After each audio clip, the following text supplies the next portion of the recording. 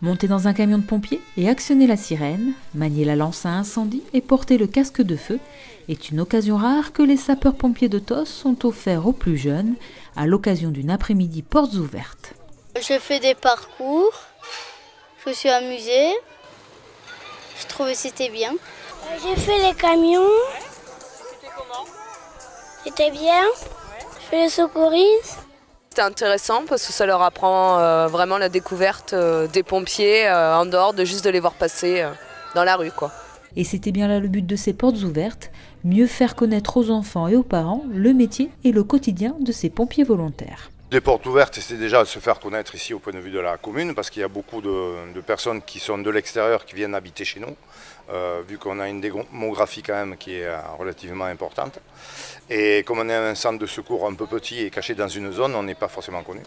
On le fait par le biais de l'école, en partant par l'école pour les petits, bien sûr avec l'idée d'essayer de recruter des parents, si c'est possible, des personnes qui sont, je dirais, stables et qui ont une assise ici sur la commune de TOS, quoi.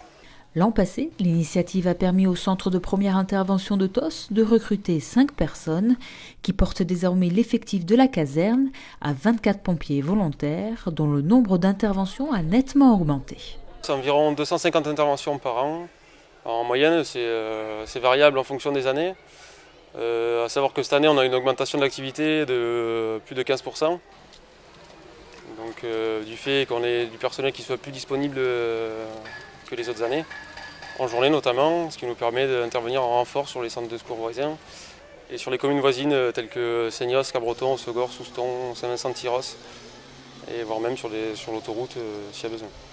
TOS a la chance d'avoir sur sa commune un des 60 centres de secours et d'incendie des Landes, mais avec les effectifs qui augmentent, les soldats du feu tossais commencent à y être à l'étroit. C'est une grande chance d'avoir une caserne, effectivement, comme disait le chef de corps. Je me souviens, dans les années 60, déjà ce corps des sapeurs-pompiers. Alors, bien entendu, à l'époque, moins performant, moins équipé, avec une caserne qui était à l'ancienne médiathèque et qui a été déménagée ensuite, et donc qui se trouve aujourd'hui dans ce nouveau local qui doit être restauré et agrandi avec le service départemental d'incendie et de secours. Donc on va mener ça de parallèle, mais c'est une grande chance. La manœuvre sur feu de voiture a clos cette journée portes ouvertes.